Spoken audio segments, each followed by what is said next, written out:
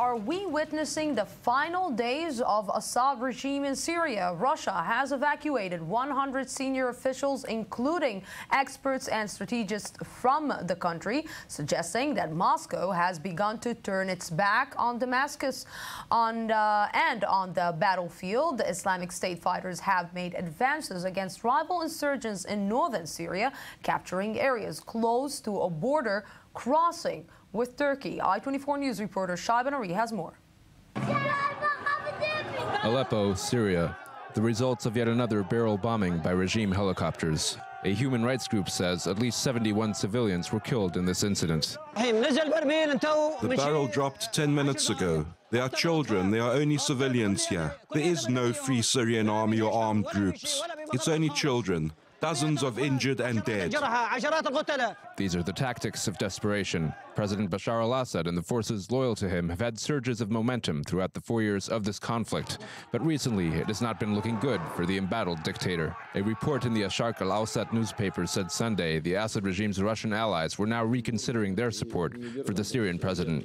Quoting opposition activists, the report states 100 Russian officials have been evacuated from the port city of Latakia, which is home to a naval base as well as storage facilities for Russian arms. Among these officials were experts who manned control rooms critical to the regime's war effort.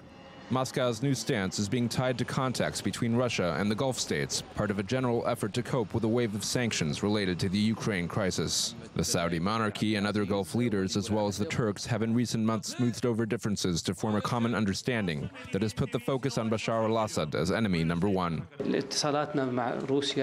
Our communication with Russia coincides with Egypt's communication with Russia, and it's to convince Russia to abandon Bashar al-Assad, or to use its influence to pressure him to give up his power in the shortest time possible.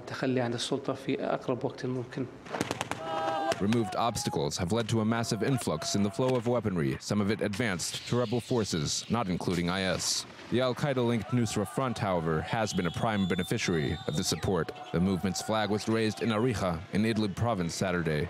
This Islamist fighter is pictured speaking to the corpses of slain regime soldiers. We told you to defect from the army, but you prefer to stay. This is what you want? Well, you're welcome. You want it to be torn into shreds? Well, we are ready to tear you apart, you and your leader.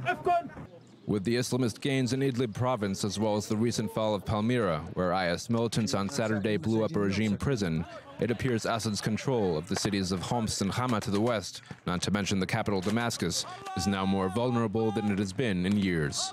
Some may see Bashar al-Assad as part of an eventual diplomatic solution to Syria's crisis, but there is no guarantee he will actually survive it.